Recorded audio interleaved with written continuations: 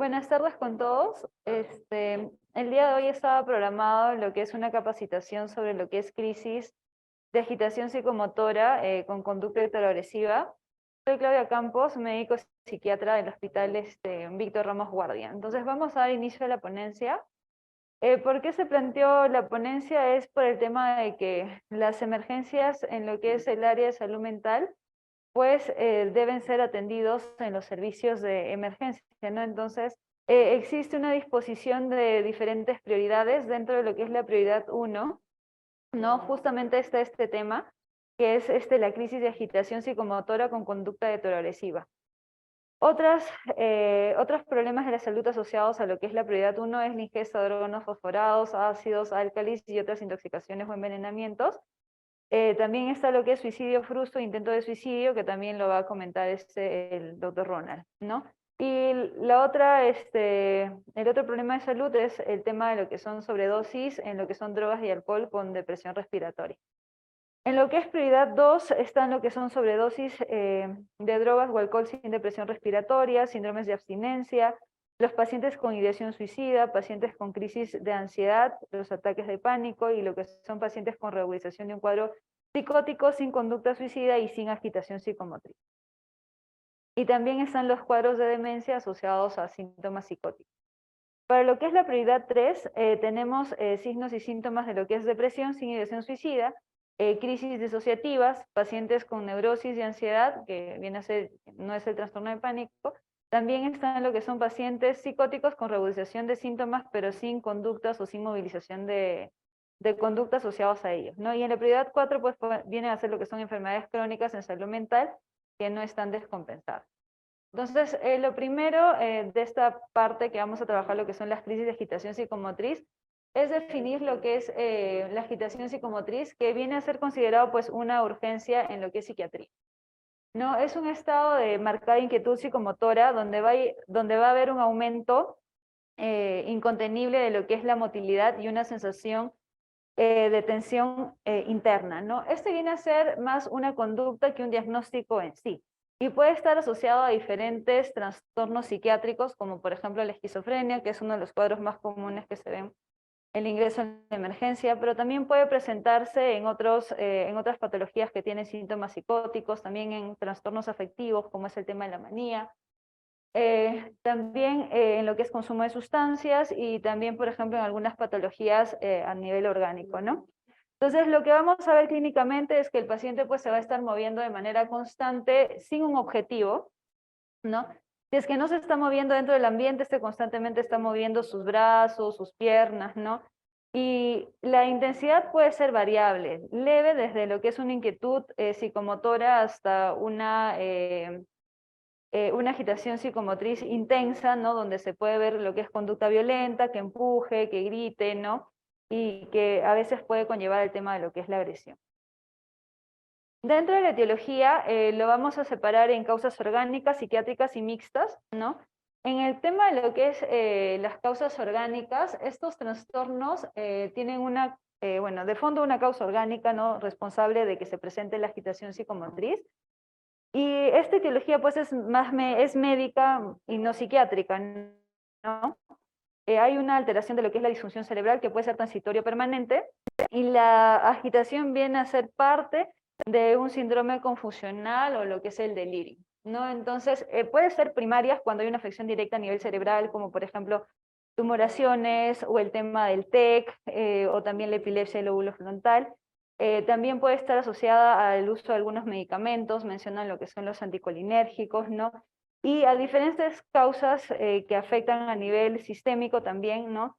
Y esto viene a ser algo secundario, donde hay una afección metabólica, infecciosa, hay trastornos hidroelectrolíticos, deshidratación, entonces eso también puede conllevar a que el paciente pues tenga una agitación psicomotriz, y pues ahí fundamentalmente es ver esta causa orgánica para tratar la causa de fondo y con eso se estabilizaría esta conducta, ¿no? Dentro de la clínica, en los casos que están asociados a una etiología orgánica, uno de los aspectos que se deben de valorar es el tema de la conciencia. Usualmente en los problemas de etiología orgánica, lo que se ve es una alteración de la conciencia, obnubilación, ¿no? Desorientación, dificultades para lo que es la atención, También se puede reportar lo que son alucinaciones, que generalmente son visuales, y también se reportan lo que son delirios. Algo importante de recalcar en la clínica es que suele ser de aparición brusca, no, se suele prolongar algunos días y tiene una evolución fluctuante. No va a haber periodos de calma donde el paciente está tranquilo y otros periodos donde se asocia a lo que es la agitación. En lo que es la etiología psiquiátrica, pues el paciente suele estar vigil, no suele estar orientado. No hay mucho, no se ve mucho el tema de lo que es la alteración de la conciencia en sí, y usualmente pues tenemos ya los antecedentes de un trastorno mental de fondo, ¿no? Dentro de estas las podemos dividir como en psicóticas, por ejemplo, donde hay una desconexión de la realidad, ¿no? La sintomatología clásica de los procesos psicóticos, que viene a ser el tema de delusiones de daño, de persecución, delusiones místicas, ¿no? Y también lo que son alucinaciones, alteraciones de la percepción, ¿no? Las auditivas, puede tener también el tema de la irritabilidad, del pensamiento disgregado, ¿no? Habla incoherente. Y bueno, ahí están pues el tema sobre todo de lo que es la esquizofrenia, ¿no? En lo que es el grupo de no psicóticas viene a ser lo que son básicamente los cuadros de ansiedad, ¿no? Las crisis de angustia, los ataques de pánico. Y en el tema dual, que vendría a ser también el tema pues mixto, están los pacientes, nosotros llamamos duales, aquellos pacientes que tienen de trasfondo un problema psiquiátrico, y aparte está asociado el tema del consumo de sustancias. Entonces esto es a modo de resumen de lo que es la etiología. O sea, en la orgánica, ¿qué es lo que tenemos que valorar inicialmente? Es el estado de conciencia, ¿no? Recordar que es fluctuante y que el inicio suele ser agudo o subagudo, y sí, alguna literatura reporta pues que esta agitación es más frecuente en el tema nocturno, ¿no? En la psiquiátrica, como ya les había mencionado, no suele haber mucho este tema de desorientación temporoespacial. La fluctuación es escasa y suele haber antecedentes previos de problemas psiquiátricos. Y la mixta pues será la combinación de ambas, ¿no? Acá puse unos cuadros, bueno, unos ejemplos de casos clínicos como para más o menos concretar las ideas que se han mencionado anteriormente.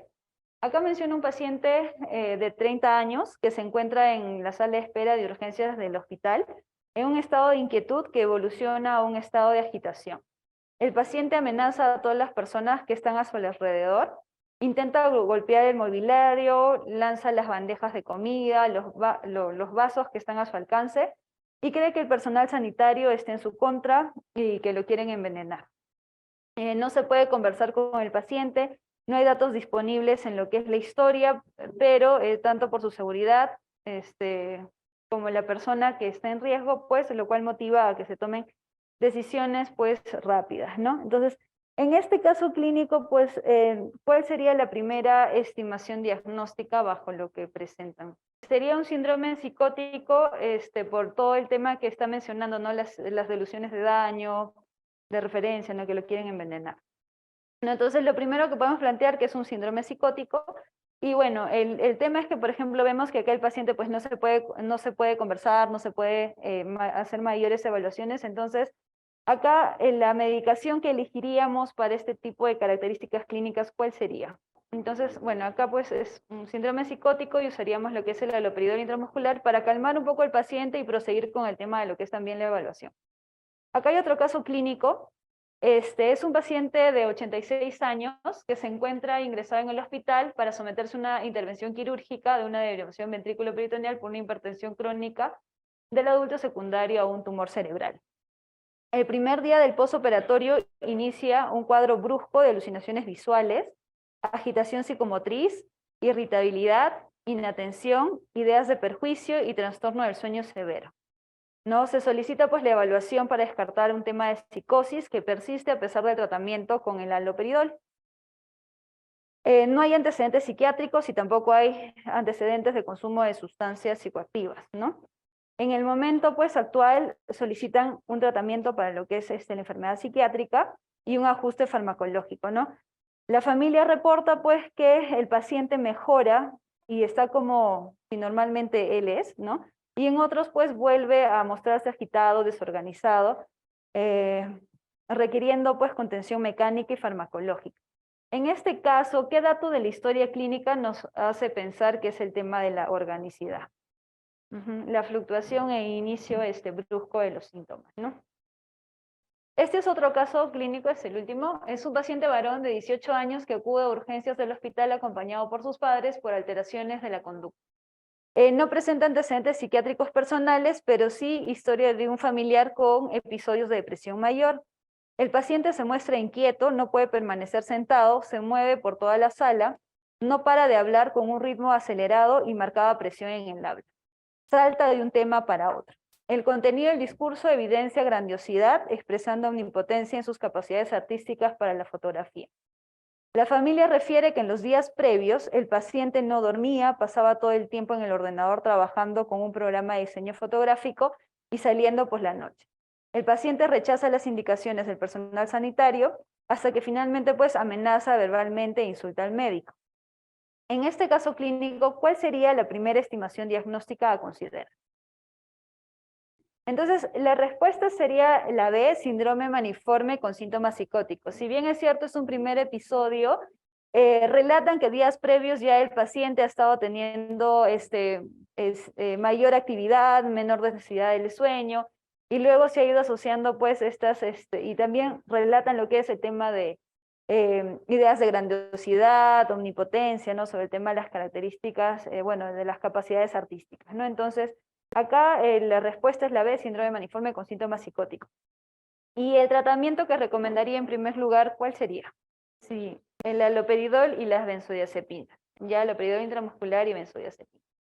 Bien, entonces vamos a ver un poco más sobre lo que es el tema del manejo. El objetivo del tratamiento que nosotros damos, pues es el hecho de tranquilizar al paciente, ¿no? Y no sedarlo completamente, ¿no? De tal manera que uno se aminore el riesgo, tanto hetero o autoagresivo, ¿no? Y de manera que estando el paciente en mejores condiciones, podamos completar toda la evaluación, ¿no? Entonces, dentro del tratamiento, una de las primeras medidas que tenemos que tener en cuenta son las medidas de seguridad adecuadas, ¿no? Entonces, tanto para el personal como para el paciente. Y en ese sentido, pues, se recomiendan que las evaluaciones sean en espacios que sean ciertamente tranquilos, que no haya mucha circulación de las personas o que no haya objetos sueltos, ¿no? Que puedan coger los pacientes ya sea para lanzarlos o autoagredirse a ellos mismos, ¿no?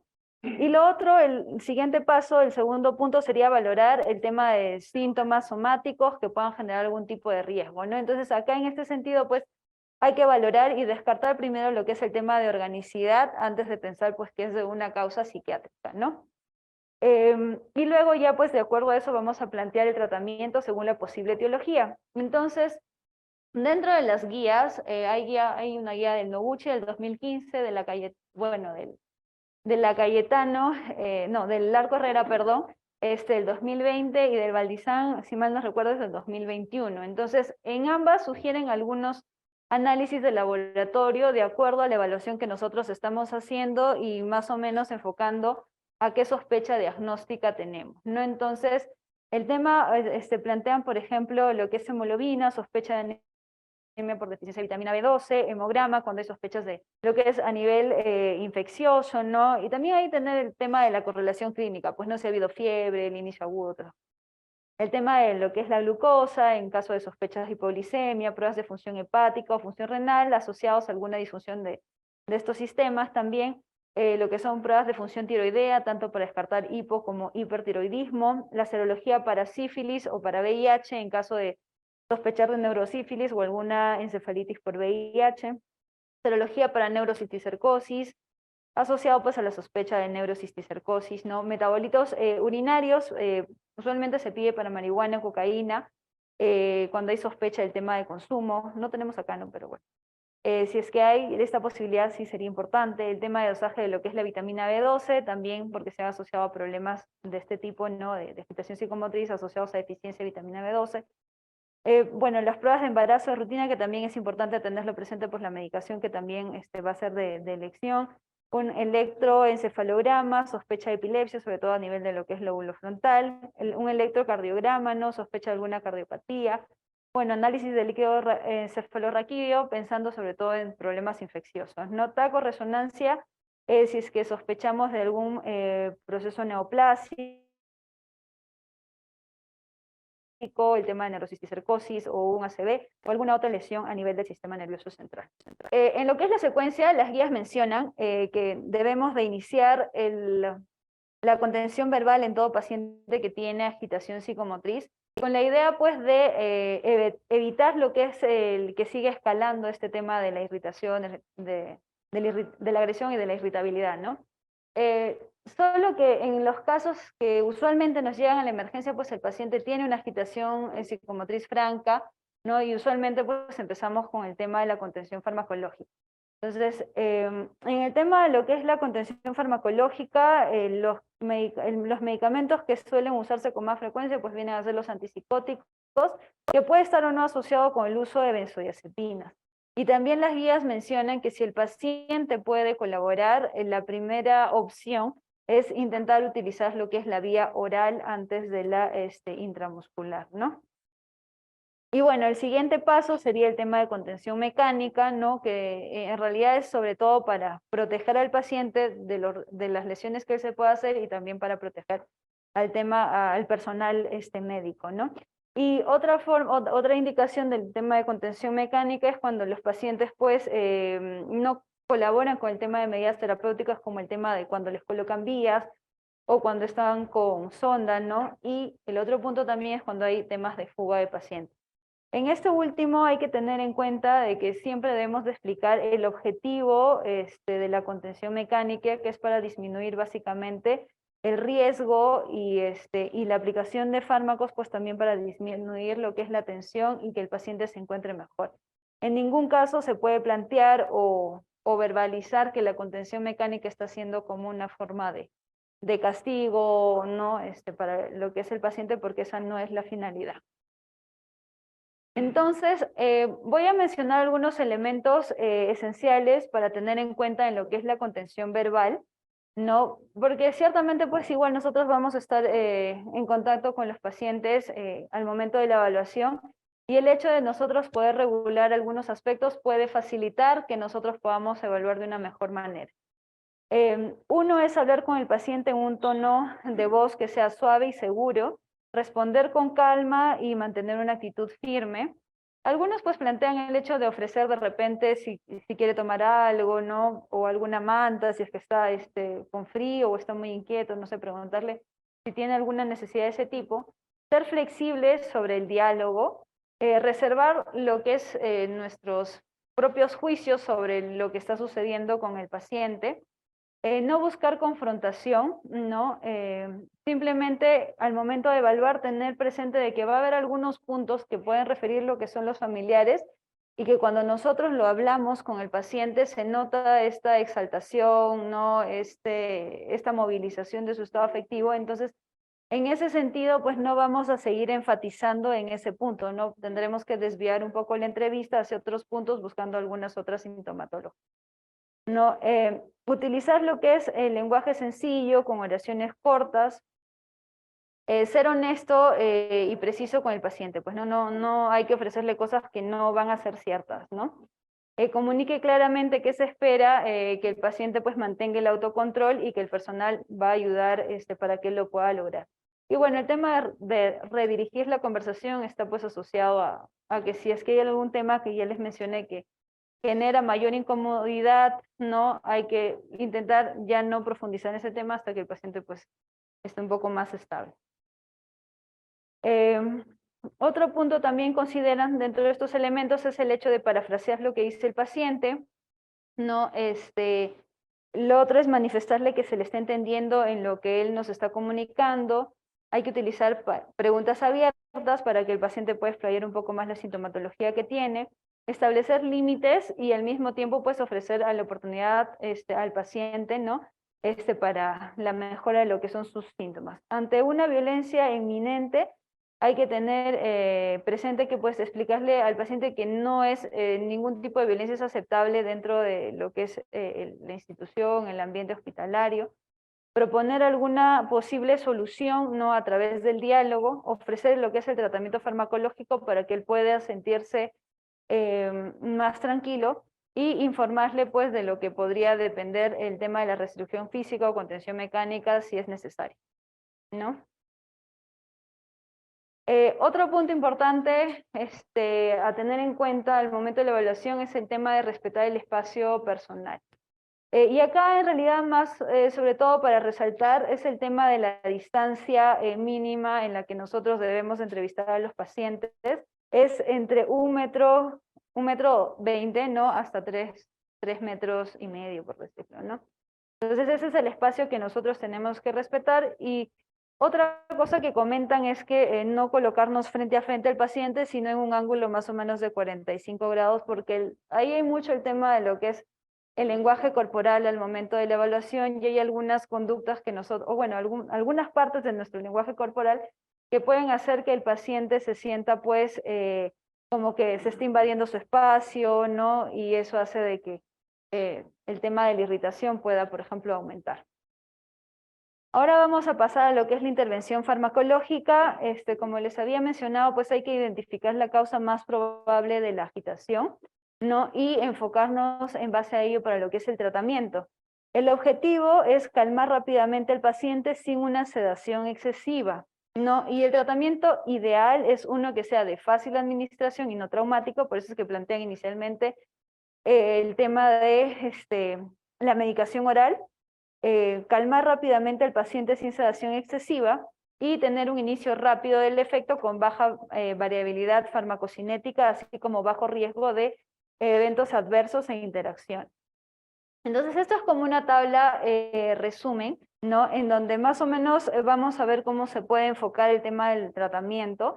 Cuando hablamos de intoxicación por sustancias o lo que es la abstinencia, a tener en cuenta, por ejemplo, en el caso del alcohol y benzodiazepinas, ¿no? Si es un síndrome de abstinencia, y como les dije, hay que tener en cuenta el tema de si el paciente coopera o no para plantear el tratamiento. Si coopera, pues vamos a plantear el uso de benzodiazepinas vía oral, ¿no? Y si no coopera, pues ahí se plantea el tema de benzodiazepinas intramuscular. Recordar que en el caso de intoxicación, por ejemplo, de alcohol, que es un caso que viene frecuente, en intoxicación no está recomendado pues el uso de benzodiazepinas si es que el paciente presenta agitación psicomotriz, por el tema pues de que genera mayor depresión del sistema nervioso central y puede haber mayor efectos adversos como el respiratorio. Entonces, en esos casos lo que se plantea es el tema, si el paciente coopera, es el uso de antipsicóticos vía oral, y si no coopera, son los antipsicóticos intramusculares, ¿no? Similares para el tema de lo que es la cocaína y otras sustancias, ¿no? Que también vamos a usar el tema de lo que son antipsicóticos. Cuando nosotros valoramos alguna condición médica como una alteración a nivel cognitiva o un síndrome confusional, el tratamiento pues que vamos a plantear viene a ser con los antipsicóticos, dependiendo de si coopera o no coopera el paciente, que se plantea vía oral o intramuscular. Y en lo que son las condiciones psiquiátricas, por ejemplo, el retardo mental, el autismo, ¿no? También plantean el uso de lo que son antipsicóticos, al igual que el grupo de patologías asociadas a lo que son síntomas psicóticos como la esquizofrenia, el trastorno bipolar. Dentro de los trastornos psiquiátricos, el que quizás el manejo es distinto y se plantea inicialmente con lo que es benzodiazepinas, viene a ser los que son trastornos del espectro del tema de ansiedad, ¿no? Y también recordar eventos estresantes, ¿no? Y que hay personalidades que tienden a tener esta reacción, ¿no? Como vienen a ser los de trastorno de personalidad límite, los histriónicos, los disociales también, ¿no? Entonces, en ellos, la idea, si es que ellos presentan una agitación psicomotriz, es inicialmente plantear el tratamiento. Si colabora con benzodiazepinas vía oral y, si no, pues en intramuscular.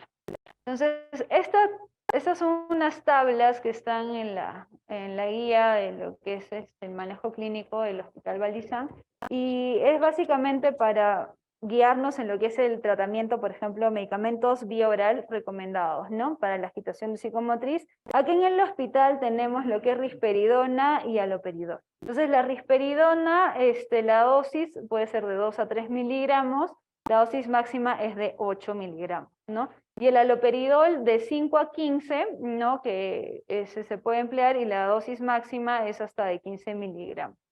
También está lo que es la olanzapina, que su efecto, o sea, es bueno, solo que no lo tenemos disponible. Si el paciente pues podría comprar, también podríamos plantear la dosis es de 10 con un máximo de 30 miligramos.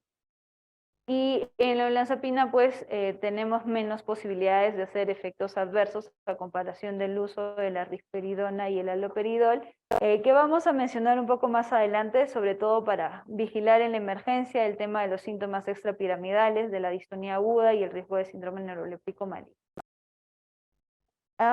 También plantean la risperidona en gotas asociado a lo que es benzodiazepinas, ¿no? El clonazepam lo que es bioral y el diazepam bioral, ¿no? Entonces, en lo que es el clonazepam bioral, la dosis máxima de 8 miligramos y en lo que es el diazepam hasta 60. En lo que son los medicamentos intramusculares recomendados para el tema de agitación psicomotriz, acá tenemos, bueno, en realidad todo, ¿no? El haloperidol, el midazolam. Entonces, el haloperidol, la dosis va desde 2.5 a 10 miligramos y esta se puede repetir a cada 30 minutos y la dosis máxima es de 30 miligramos, ¿no? Luego tenemos el haloperidol más midazolam, ¿no? Que también lo podemos repetir cada 30 minutos.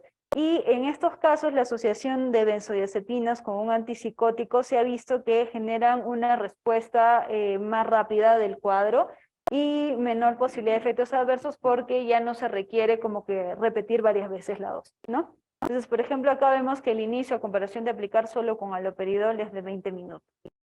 Y de ahí se puede aplicar midazolam solo, ¿no? Hasta 15 miligramos intramuscular.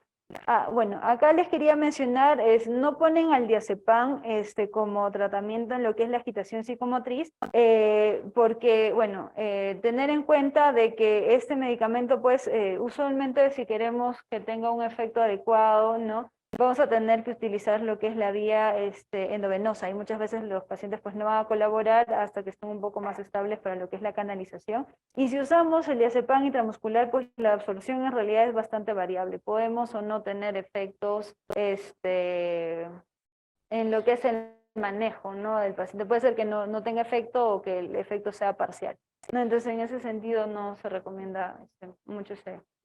Acá quería como que un poquito mencionar de lo que es el haloperidol. El haloperidol, si se han dado cuenta, pues en realidad las medicinas que usamos son intramusculares, ¿ya? Entonces, sobre todo el tema teniendo en cuenta de lo que es el haloperidol, existe reportes de muerte súbita, ¿no?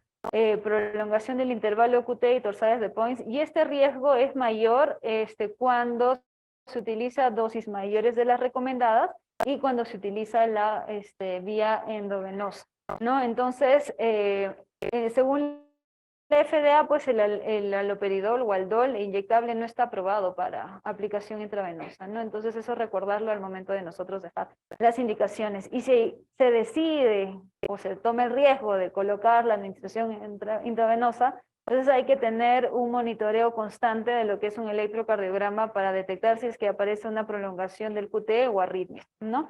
Lo que ya les había mencionado, dosis máxima, recomienda, esto está en UpToDate, máximo de 30 miligramos día, y menciona también en UpToDate lo mismo, ¿no? Que la administración endovenosa se ha asociado a prolongación de QT y es dependiente de dosis y es potencialmente mortal. Bien, acá les quería, teniendo en cuenta pues la medicación que vamos a aplicar, un punto importante a tener en cuenta son los posibles efectos adversos que se pueden presentar durante la administración de estas medicinas. En el tema de lo que es la fisiopatología, sí, de la agitación psicomotriz, pues no hay como que algo muy establecido, ¿no? Estandarizado, ¿no? Sino que más bien se plantean pues hipótesis, dentro de ellas está el tema de lo que es la hipótesis en donde está alterado lo que es la dopamina, serotonina, la función también GABAérgica. Lo cierto es que, por ejemplo, en los cuadros de psicosis en donde se asocia el tema de lo que es la agitación psicomotriz, tenemos pues que hay una hiperactivación en lo que es la vía mesolímbica, ¿no? Y esto pues genera todos esos síntomas positivos y dentro de ellos también lo que es la agitación psicomotriz. Y también se plantea pues que puede haber alteraciones a nivel de lo que es también la amígdala, ¿no? Entonces, teniendo en cuenta de esta hiperactivación en la vía mesolímbica, nosotros utilizamos lo que es tanto los antipsicóticos que van a intentar reducir lo que es esta hiperactividad dopaminérgica, pero no solamente tenemos pues la vía mesolímbica a nivel cerebral, sino también existen otras vías, 5 vías, ¿no? Que se van a ver afectadas con el uso de esta medicación. Para valorar el tema de lo que son CEPs, mencionar lo que es la vía nigroestriada, que está encargada de lo que son las funciones motoras, que va desde lo que es la sustancia negra del tallo, ¿no? Hasta lo que es los ganglios basales, ¿no? Y que pues esta vía está normal en cuanto a los niveles antipsicóticos, pues obviamente se va a ver una disminución, un déficit, y eso va a generar lo que son los síntomas extrapiramidales. Entonces, cuando yo aplico una medicación, obviamente yo espero un efecto terapéutico, pero también tengo un efecto adverso. Entonces, el rango que mencionan, ¿no?, de ocupación de estos receptores de 2 viene a ser de 60 hasta 80%, y pasado ya el 80% es que hay los efectos adversos con el uso de medicación, que vamos a mencionar más adelante. Entonces, para más o menos que quede concretada la idea, es que cuando se presentan estos síntomas extrapiramidales, cuando un número considerable de receptores D2 son bloqueados en la vía dopaminérgica nigroestriatal, ¿no? Dentro de estos síntomas extrapiramidales tenemos lo que son los trastornos del movimiento, que es el parkinsonismo inducido por lo que es la medicación, que se suele presentar entre 5 días hasta 4 semanas. Básicamente se va a caracterizar por rigidez muscular, puede haber rigidez en rueda dentada, hay una postura encorvada, hay facies en máscara, salivación y lo que es el temblor, ¿no? El otro es la acaticia, que es una intranquilidad interna, ¿no?, que se puede presentar en las primeras semanas. La sensación es subjetiva, ¿no?, de un malestar muscular, y el paciente deambula por todo el ambiente, hay disforia también. Puede asociarse a lo que son ideas suicidas y agresividad. Y este tema, este punto de la acaticia, hay que considerarlo bien al momento de la evaluación, porque se puede confundir con el tema de agitación psicomotriz, y yo le puedo dar más haloperidol y voy a empeorar la acaticia, ¿no?, porque su manejo es diferente. Más bien tengo que reducir la dosis del antipsicótico y trabajar más con benzodiazepinas, propranolol y otros medicamentos. Y el otro viene a ser lo que es la discinesia tardía, no, que es secundario pues a un bloqueo crónico y a pacientes que tienen larga data el uso de antipsicóticos. Va a aumentar con el tema del estrés estos movimientos anormales, involuntarios, que tienen, que son medios coreiformes o atetóxicos, ¿no? Y que sobre todo se localizan en lo que es a nivel bucal, con protrusión lingual, enrollamiento de la lengua o temas de masticación. Lo que podemos ver en la emergencia es el tema de lo que es distonía aguda y el síndrome neuroléptico maligno, pues, que es un riesgo, y a veces podríamos ver el tema del parkinsonismo, pero lo que quisiera ver un poco más es el tema de distonía aguda para hacer un manejo adecuado, y para el tema de vigilar si es que aparece el tema del síndrome neuroléptico maligno. Entonces, acá esta es una tabla para más o menos valorar los efectos adversos de lo que son los antipsicóticos. Por ejemplo, en lo que es la acaticia y parkinsonismo, la clorpromacina, pues, para acaticia es una cruz, para parkinsonismo son 2 cruces en intensidad. La clozapina, que es un medicamento que también tenemos, ¿no?, que es de segunda generación, no tiene estos efectos a este nivel, pero sí más a nivel metabólico y a nivel sedativo, ¿no? El haloperidol, que es otro medicamento que usamos, si vemos, tiene bastante intensidad en lo que es el efecto adverso a nivel de acaticia y parkinsonismo. La risperidona es una cruz en estos 2 aspectos, y el sulpiride también una cruz de intensidad. Entonces, en lo que es la distonía aguda, pues es una de las formas más frecuentes de síntomas extrapiramidales. Suele aparecer primeras horas o días de haber iniciado el tratamiento o un aumento de dosis. La prevalencia es casi de un 10%, y se va a caracterizar por espasmos musculares tónicos, ya sea en lengua, mandíbula, ¿no?, que les va a generar dificultad para tragar. Clínicamente va a haber disartria. A nivel de cuello, también la distonía cervical puede tener tortícolis. Existen las crisis oculogiras, en donde el paciente va a estar mirando hacia arriba, ¿no? También existen distonías a nivel de lo que es la región dorsal, donde los pacientes pueden estar lateralizados, ¿no? La intensidad es variable, y pues hay que tener presente que esto genera dolor en los pacientes, y por ende, pues si lo vemos, tenemos que iniciar el tratamiento inmediato, ¿no? Es más común en varones jóvenes con uso de antipsicóticos de alta potencia, en este caso pues el haloperidol, que es lo que vamos a usar en la emergencia, y el tratamiento pues es con antiparkinsonianos. Utilizamos lo que es el viperideno y a veces las benzodiazepinas como el diazepam también me podrían ayudar. El viperideno, conocido como Aquinetón, en presentación de tabletas es de 2 miligramos, la dosis va desde 2 hasta 8 miligramos, y en lo que es intramuscular la presentación es de 5 miligramos por mililitro, ¿no? Y también se aplica intramuscular STAT y luego se continúa vía oral, por ejemplo. Y otro punto que tenemos que tener en cuenta es el síndrome neuroléptico maligno, que o sea, que es poco frecuente en realidad, reporta un 1%, pero es potencialmente mortal hasta un 10%, se presenta 1 a 3 días, ¿no? Del inicio del medicamento, aunque algunos mencionan que puede ser hasta después, ¿no? Es considerado como un síntoma extrapiramidal severo, ¿no? Porque se va a ver una rigidez bastante marcada, hay fiebre, hay disfunción autonómica, y los factores de riesgo básicamente son el uso de antipsicóticos de primera generación de alta potencia, cuando ha habido un inicio pues abrupto, o sea, rápido de la dosis, o un aumento reciente, ¿no? O también puede ser cuando ha habido una retirada brusca de los agentes anticolinérgicos y cuando se utiliza una polifarmacia antipsicótica. También como factores de riesgo son enfermedades orgánicas de base, ¿no? Consumo de alcohol, la deshidratación también. Está en lo que es sexo masculino y en pacientes jóvenes, varones jóvenes, ¿no? Los criterios, hay que tener en cuenta 3 puntos de los siguientes que se requieren para hacer el diagnóstico, ¿no? La hipertermia, temperatura de 38, sepsis severo que se caracteriza por rigidez muscular en tubo de plomo, que es una rigidez bastante marcada, rigidez en rueda dentada pronunciada, cialorrea, crisis oculogira, opistótonos, trismus, disfagia, marcha festinante, movimientos coreiformes por postura de flexión y extensión. Y lo que es a nivel de disfunción autonómica, tenemos que se caracteriza por hipertensión, taquicardia, diaforesis prominente y incontinencia. Si uno de los 3 puntos no se ha documentado, pues el diagnóstico sería probable, ¿no? Con los puntos anteriores, más lo que es una analítica, ¿no? En lo que es, por ejemplo, leucocitosis, el CPK aumentado, ¿no? Más de 1000, y lo que es alteración de la conciencia.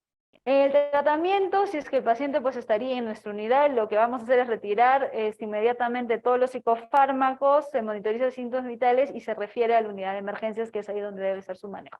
Básicamente el manejo pues es de soporte, tenemos que ver el tema de rehidratación, sedación con benzodiazepinas, ventilador si es necesario. Se plantea también el uso de bromocriptina y dandoleno para lo que es el manejo. Y ya si el paciente ha presentado síndrome neuroléptico maligno, se puede plantear como parte terapéutica del área de psiquiatría el tema de TEC, ¿no? Para el manejo de la psicosis, o el reinicio del medicamento pues de manera gradual, teniendo pues las precauciones del caso por el antecedente. Bueno, esto era modo de un resumen de lo que son los efectos adversos del uso de los antipsicóticos. Recordar que los que tienen mayor riesgo de hacer SEPS vienen a ser los que son de alta potencia, en este caso pues el haloperidol, que está de verde abajo, ¿no? Y que los de segunda generación pues tienen menor riesgo, ¿no? Como puede ser que tenemos acá la risperidona y la clozapina. Y bueno, esto es el tiempo, ¿no? Que ya lo hemos mencionado. En el tema de contención mecánica, esta solamente debe de hacerse por indicación médica, cuando ya fallaron la contención verbal y la contención farmacológica, cuando hay una agitación severa, cuando hay pues un riesgo inminente de conductas auto o heteroagresivas por parte del paciente, y aquellos pues que requieran una restricción breve para la aplicación farmacológica hasta que el medicamento vaya haciendo efecto. Esta condición mecánica tiene que ser supervisada y monitorizada por el personal de turno. En lo que son las contraindicaciones, cuando hay inestabilidad cardiorrespiratoria, traumatismo encefalocraniano, heridas abiertas, cirugía ocular o cirugía reciente, ¿no? Dentro de las recomendaciones, como ya les había mencionado, tenemos que informar al paciente sobre lo que se va a hacer y que en realidad pues es para un tema de protección, ¿no? El personal debe mantener la calma y evitar cualquier manifestación de ira o burla. Se debe sujetar con firmeza, pero no excesiva, para evitar lesiones a nivel del paciente. Para hacer una sujeción mecánica se sugiere que haya mínimo 4 personas, siendo un número ideal de 5, que se refiere que cada persona va a sujetar un miembro y una más para el tema de lo que es la cabeza, ¿no? Los sujetadores pues son de una tela que se prepara especialmente, ¿no? Que tienen algunas consideraciones en cuanto a medida, y al momento pues de hacer la fijación hay que tener en cuenta que tanto muñecas como tobillos deben de quedar a 45 grados respecto a lo que es el tórax, y los miembros inferiores con una apertura de 30 a 45 centímetros. Verificar que estos no estén muy ajustados, que permite la circulación sanguínea, y para eso pues se puede meter, debe de existir un espacio más o menos de un dedo entre el sujetador y la piel del paciente, ¿no? El control de enfermería es cada 30 minutos por recomendación, y la contención debe mantenerse el tiempo mínimo necesario, ¿no? Y como ya les había mencionado, bajo ninguna circunstancia se va a usar con fines punitivos, ¿no? O sin indicación médica previa. Algunas complicaciones o efectos adversos del uso de la contención está lo que es el tema de cianosis, edemas, hematomas, asfixia, dolores musculares, articulares, esguinces, comprensión nerviosa, neumonía aspirativa, estreñimiento, y bueno, y a nivel psicológico, ¿no? Eso sería todo por el tema de lo que es el manejo de agitación psicomotriz. Voy a hacer un repaso bastante rápido sobre lo que es el tema de ideación y conducta suicida, porque quisiera más enfocarnos tal vez en las preguntas prácticas o del día a día que vienen en las emergencias, ¿no? Recalcando que estas charlas más que todo están dirigidas porque hay emergencias psiquiátricas de prioridades 1, de prioridades 2, que muchas veces no se llegan a atender, ahora últimamente se están llegando a atender, pero tenemos que saber la valoración y el manejo farmacológico. Datos básicos: suicidios, cerca de 800.000 o 1 millón al año a nivel mundial. Primera causa de defunción en algunos países en los grupos etarios jóvenes, entre 15 a 45 años, y más pegado todavía entre 25 y 45 años. En algunos países el suicidio ocupa más o menos el lugar número 10 entre las principales causas de muerte. En algunos países pues, varía hasta el número 15, pero siempre está dentro de las 20 primeras causas de muerte. Según el grupo etario, puede estar entre el primer lugar entre los 15 a 45 años, y en tercer lugar a lo mucho en algunos casos, ¿no? En algunos países. Una persona que haya consumado su suicidio, pues se dice que, o se sabe que en un 80% de los casos había consultado a un médico previamente, un año antes de su muerte, ¿no? A nivel mundial, la tasa de suicidios por 100.000 personas en el 2015 en general fue de 12 personas por 100.000 personas, 12 suicidios por 100.000 personas. La OMS, en un estudio de 26 países, dejó en claro que la prevalencia de la ideación suicida en 12 meses fue del 2%, y la prevalencia de vida fue del 9%, ¿no? O sea, ya se imaginan qué porcentaje grande es ese comparando con la población en general.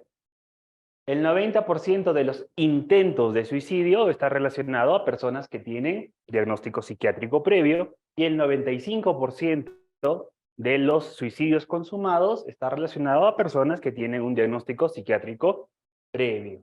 Un pequeño número o un porcentaje menor a personas que aparentemente no tenían un diagnóstico psiquiátrico previo.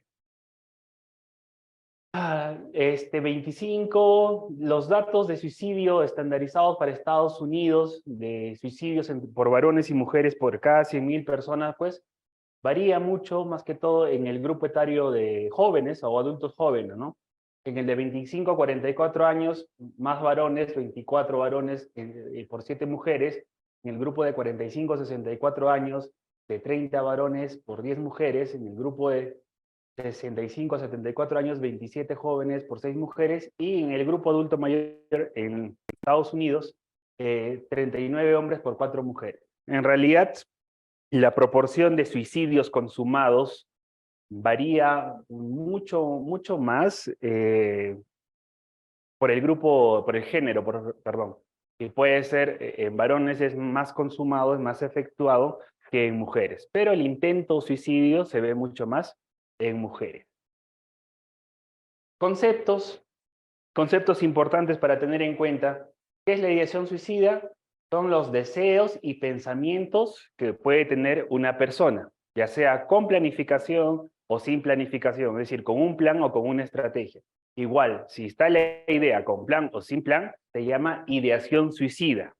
¿Qué es un intento suicida? Es una conducta con la intención de suicidio, pero que no llega a ser fatal. Pero la intención estaba clara de terminar con la vida. ¿Qué es el suicidio? Obviamente que es el acto consumado de la conducta autolesiva, que llegó a ser fatal. ¿Qué es la amenaza de suicidio? Es el pensamiento de realizar actos autolesivos. Es el pensamiento, ¿no? Que tiene la intención de que otros piensen que uno quiere morir, a pesar de no tener la intención de morir. Eso se llama amenaza de suicidio. Entre comillas, como nosotros decimos, es la famosa, ¿cómo le dicen? Manipulación. Manipulación. Manipulación. Y el gesto de suicidio es la amenaza de suicidio convertido en un acto para suicida, es decir, que es un acto que aparentemente estaba dirigido a terminar con la vida, ¿no? Lleva a otros a pensar que uno quiere morir a pesar de no tener la intención de morir. Una manipulación entre comillas, una manipulación en pensamiento y una manipulación en acto, ¿no? Ninguno de los dos tiene intención de morir, ¿no? Ninguno de los, eso, uno primero es en pensamiento, amenaza de suicidio, y lo segundo es en acto, pero es amenaza, ¿no? Porque no hay la intención finalística, no hay la intención de muerte. Pensamientos autolesivos no suicidas, que son bastante comunes, pensamientos de conducta caracterizada por la destrucción o por autoagredirse y, bueno, hacer cortes, raspones, escoriaciones, ¿no? En cualquier parte del cuerpo, pero en ausencia de cualquier intención de morir, ¿no? Hay muchas veces que algunas personas tienen autolesiones, pero esas autolesiones tenemos que diferenciarlas. Si se han llevado a cabo con la finalidad de acabar con su vida, si se han llevado a cabo de convencer a otras personas que quería acabar con su vida, o se han llevado a cabo solamente para a veces calmar una emoción muy intensa, porque las autolesiones también sirven en la gran mayoría de casos para calmar emociones muy intensas, ¿no? Tienen una fisiopatología también ahí. Y autolesiones no suicidas, ¿no? El pensamiento primero es también, hay pensamiento de querer hacerse daño, pero no con la finalidad de morir, y las autolesiones ya son el acto del pensamiento para realizarse daño, pero no con la finalidad de morir. Eso es bastante común, ¿no? Muchas veces eso lo conocen como cutie en los colegios, sobre todo adolescentes.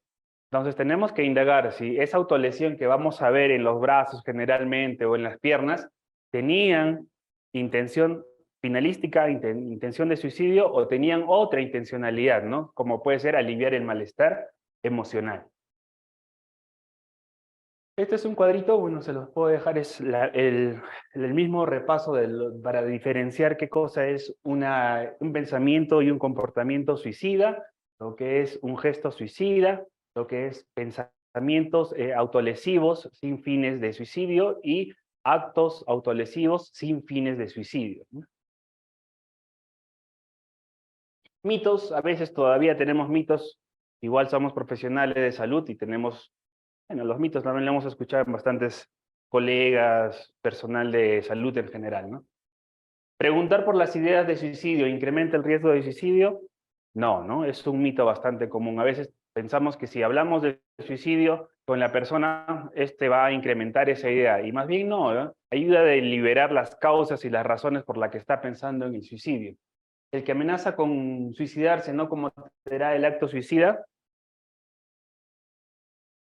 Puede que sí, ¿no? Y sobre todo a veces cuando hay efectos de alguna sustancia, ¿no? Marihuana, alcohol, cocaína también inclusive. Se puede acordar el no suicidio. Alguien puede decir, ya yo converso contigo, hoy día estamos ya más tranquilos de lo que llega esta emergencia y firmamos un contrato y acá no te vas a matar y te vas a tu casa. Alta. Yo cuando llegué veía contratos en las historias clínicas, ¿eh? Contratos de que no se van a matar. No se mataban, pero había el síndrome secundario de los, de los órganos fosforados y en la casa. Los pacientes que intentan suicidarse y no lo consiguen, ¿son manipuladores? En realidad es otra definición un poquito más compleja, pero también tiene que ver con el sufrimiento emocional, ¿no? El sufrimiento emocional se puede expresar de diferentes maneras, desde la idea de muerte hasta la necesidad de apego, de protección de personas responsables o de personas allegadas. El suicida siempre intentará suicidarse en el futuro. La mayoría de casos de intentos de suicidio se repiten una vez a lo largo de la vida, pero hay personas que también no van a repetir el acto de la conducta suicida, ¿no? Esta evaluación de riesgo suicida tal vez es bastante más práctica para lo que es emergencias y lo que es urgencias, ¿no? Ver cuánto más o menos está el riesgo, en riesgo una persona para intentar acabar con su vida. La escala de SAT Person es bastante fácil de aplicar, son 10 puntos a tomar en cuenta, cada punto es igual a un punto, y el primero es sexo masculino, suma. ¿Por qué? Porque son los que mayormente se suicidan. Edad joven, ¿no? Menor de 20 y mayor de 45, aparentemente tienen mayor riesgo de acabar con su vida. Un cuadro premórbido de fondo, como un cuadro depresivo, también suma un punto, ¿no? Hay otro cuadro que también se puede considerar ahí, pero si es una depresión, por ejemplo, del tipo de depresión bipolar, ¿no? La depresión bipolar también representa un riesgo mayor inclusive que la depresión unipolar o la depresión común. La tentativa de suicidio previo, intento de suicidios previos, a veces a la emergencia llega, ¿no? Personas con 3, 2 o más intentos de suicidio, ¿no? También le sumo un punto más. Abuso de alcohol, persona que tiene características o dependencia de alguna sustancia, lo más común es alcohol, un punto más. El sexto ítem, falta de pensamiento racional. Una psicosis, por ahí también un síndrome confusional también puede estar alterando lo que es la conciencia de la persona, también suma un riesgo más. Carencia de apoyo social, siempre vemos cuando damos de alta los cuadros de intentos de suicidio, si tiene un buen soporte social, y si no tiene un buen soporte social, también es un motivo para considerar mayor riesgo. Que tenga un plan organizado de suicidio o que tenga accesos a armas letales, ¿no? Por ejemplo, armas de fuego, muchas veces militares también, o hijos de militares, personas familiares de militares, también suma un punto más. Soltero, factor de riesgo de protección. Soltero, factor de riesgo de protección. Factor de riesgo. Soltero, mayor factor de riesgo. Divorciado, factor de riesgo. Casado, factor de protección. Viudo, factor de riesgo. Viudo, factor de riesgo. Problemas de salud. ¿Cuál es problema de salud? Problemas de salud crónicos, sobre todo enfermedades que generan dolor crónico, ¿no?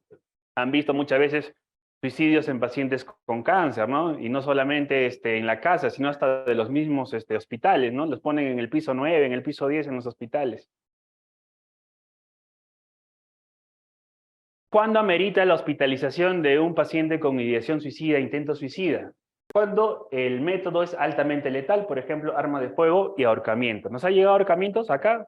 Sí, hemos tenido casos de ahorcamiento, varios.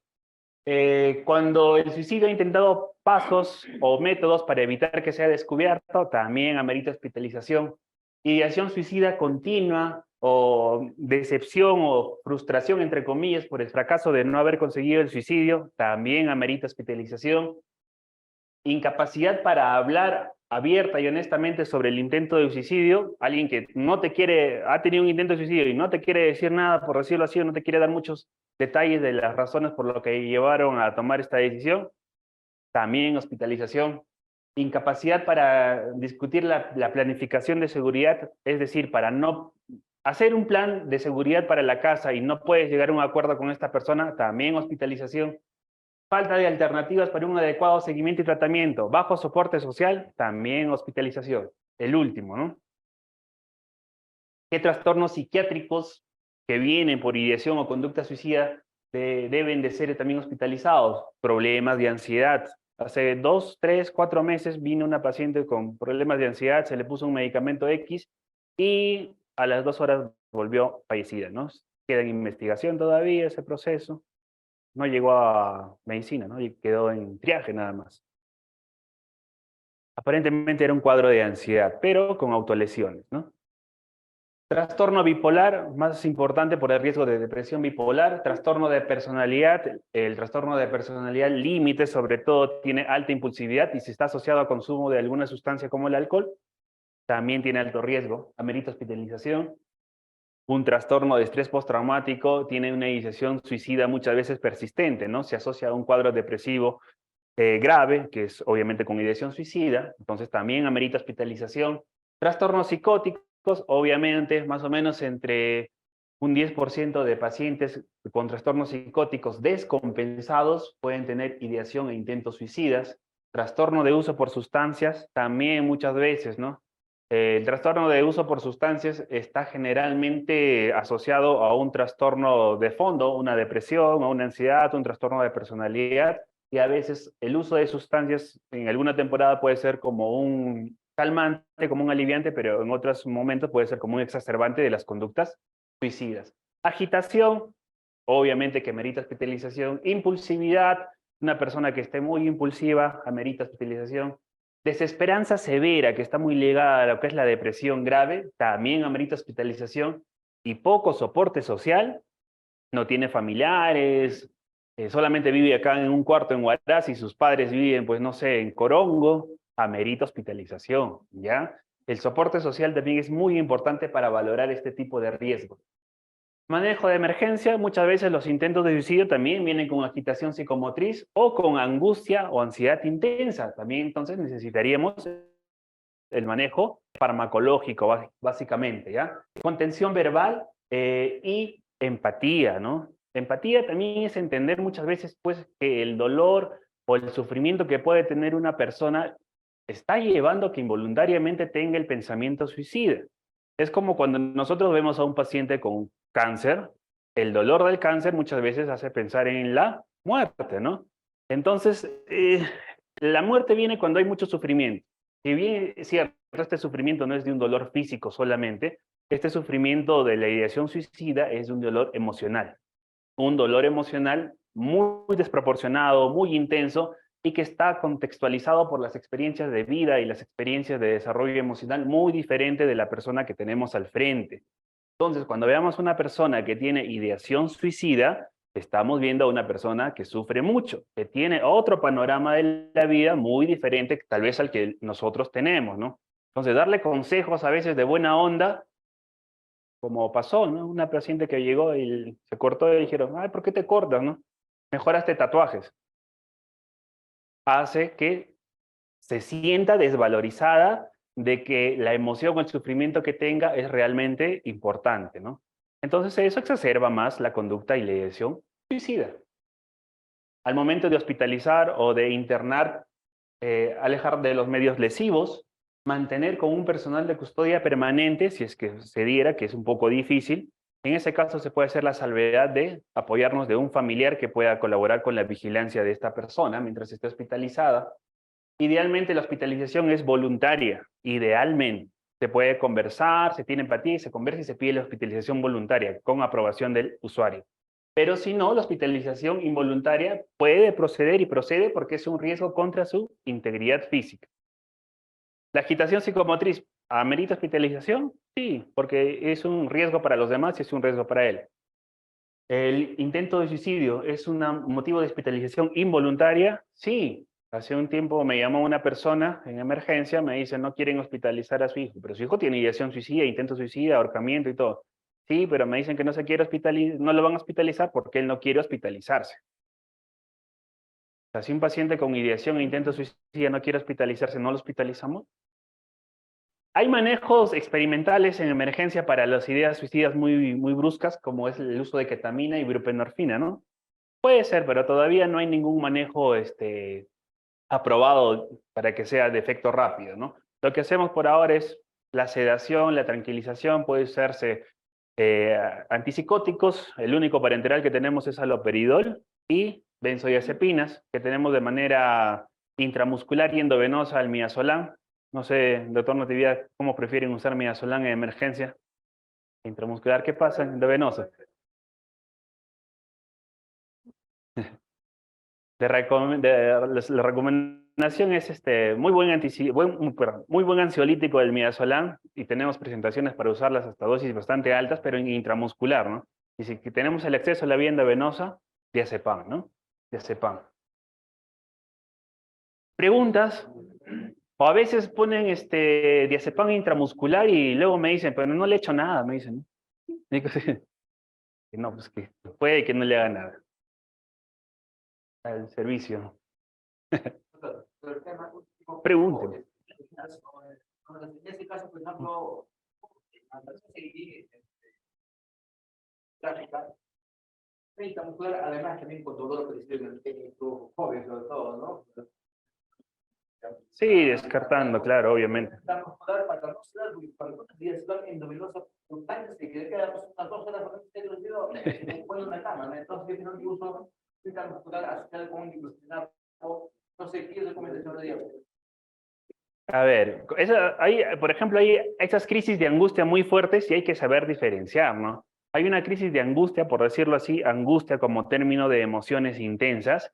Y hay la angustia, por decirlo así, con ganas de morir, ¿ya? Esa es una crisis emocional, ya que ahí se tiene que usar este ansiolítico y intramuscular. Pero hay la angustia con miedo a morir, y ese es el famoso trastorno de pánico. Trastorno de pánico. Lo primero es que se puede usar la vía sublingual de un medicamento común que es clonazepam, ¿no? Clonazepam. Neuril si fuera, ¿no? Neuril Plus o Satrix SL, ¿no? Sabor a menta, pero no sabes.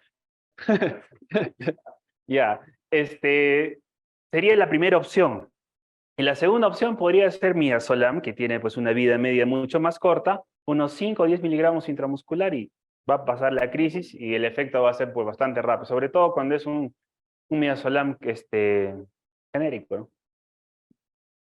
Entonces, pero hay que diferenciar, ¿ah? Porque esas crisis de mucha angustia, mucha desesperación, cuando vienen con temor a la muerte, piensan que les va a pasar algo, se llama crisis de pánico. Pero cuando tienen intención de acabar con su vida, mucha tristeza, mucha desesperación, es una crisis emocional, también es mucha angustia, ahí sí se podría usar la combinación de haloperidol. Me va a dar un infarto. Ah, ya. Y aparte, sí, pues, lo ideal sería darle un relajante tipo ciclobenzaprina vía oral o tipo prinolol vía oral, puede ser, ¿no? Porque, ¿cuál es el que usamos? Ya, pero orfenadrina, cuando se infunde a veces endovenoso, produce más taquicardia, ¿no? ¿Y qué vas a hacer con la taquicardia? Más ansiedad, pues. Tan contracturada. Ya,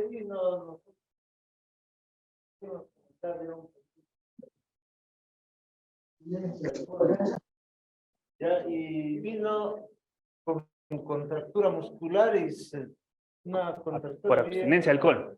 abstinencia al alcohol, ¿no? Lo que utilizamos era diazepam endovenoso, Endovenoso. ¿no? Y con eso se soltó. Se soltó, ¿no? Sí, orfenadrina. Ah, no necesito orfenadrina ahí.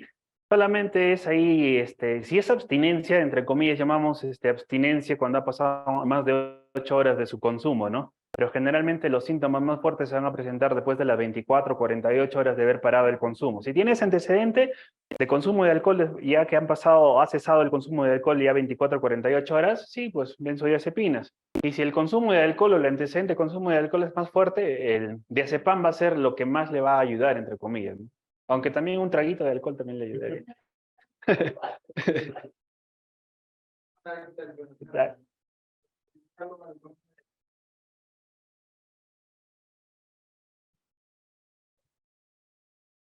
En realidad, este tema se le solicitó al Servicio de Salud Mental de parte del Departamento de Medicina, porque cada vez es mayor la atención de pacientes con cuadros psicóticos y neuróticos, ¿no?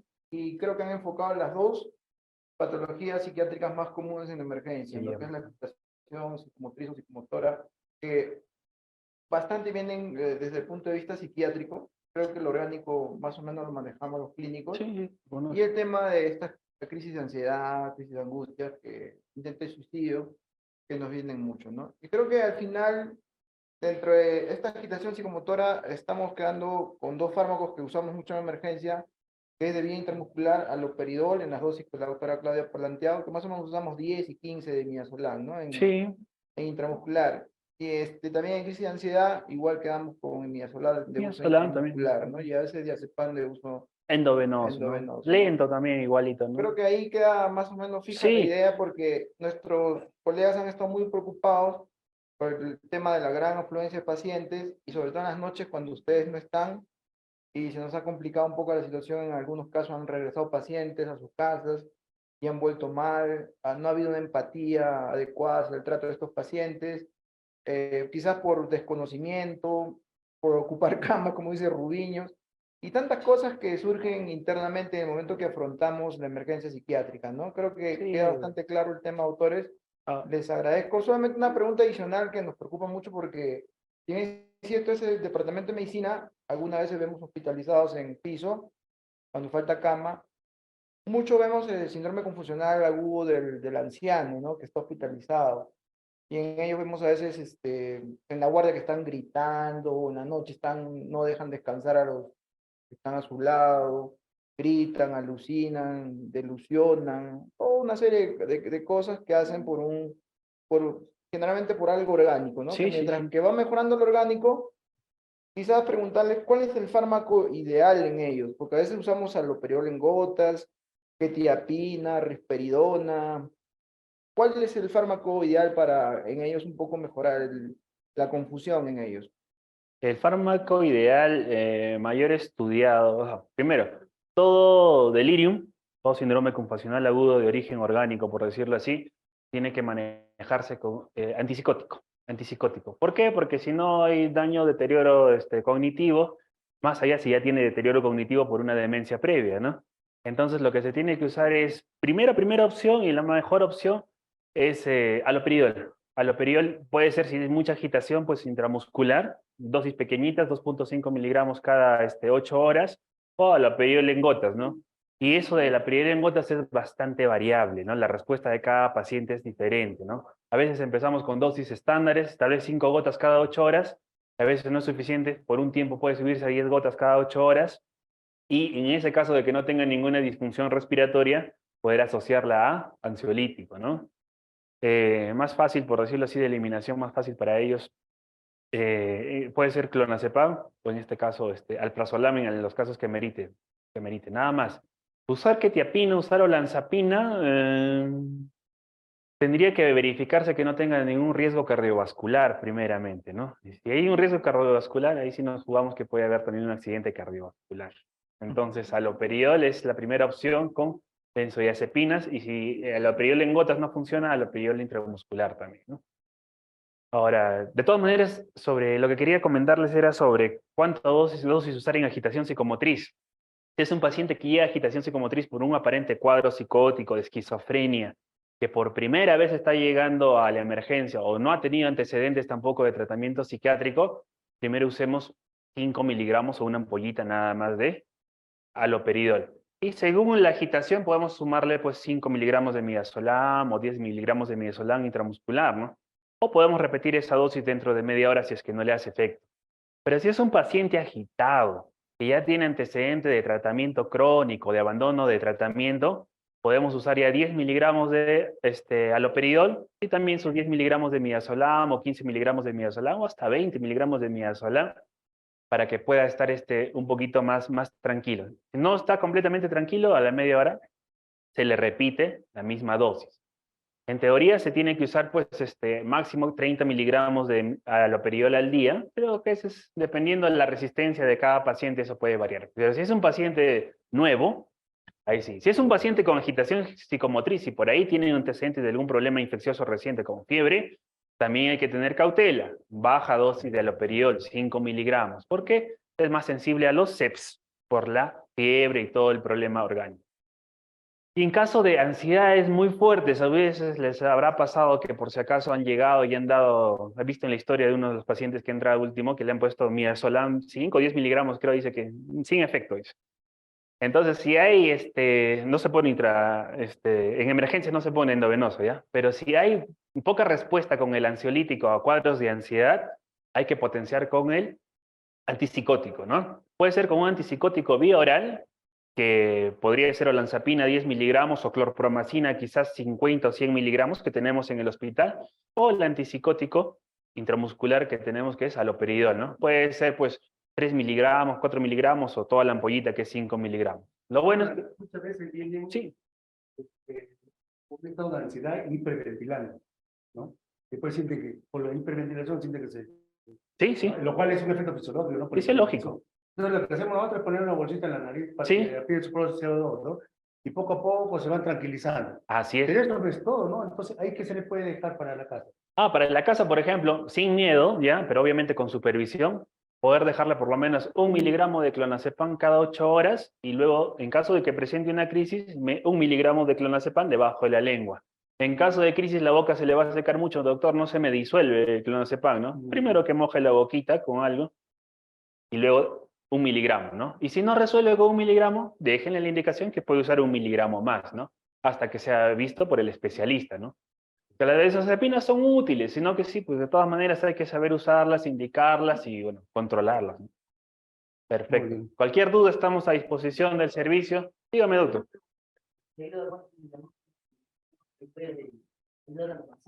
Ah, ya.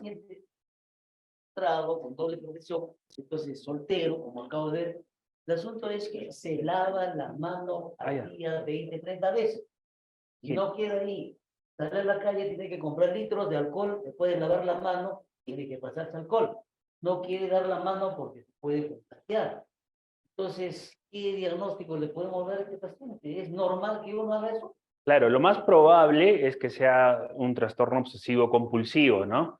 Estas ideas se llaman ideas de duda patológica. ¿Cuál es la duda, no? La duda es que las manos estén limpias y por eso uno tiene que sacarse la duda lavando varias veces las manos, ¿no? Pero lamentablemente esa seguridad que te da lavarte las manos dura muy poco y nuevamente viene la duda de que está contaminado. Eso se llama trastorno obsesivo compulsivo. Ojalá que sea puro, porque el trastorno obsesivo compulsivo muchas veces viene asociado a veces a trastornos de ansiedad, a trastornos bipolares o a trastornos, en algunos casos a trastornos psicóticos también, pero necesita un tratamiento con antidepresivos a dosis altas, y va a pasar más o menos, o va a bajar en el lapso de 1 mes y medio a 3 meses más o menos, pues demora un poquito. Pero si no lo hace, va a persistir todo el tiempo, ¿no?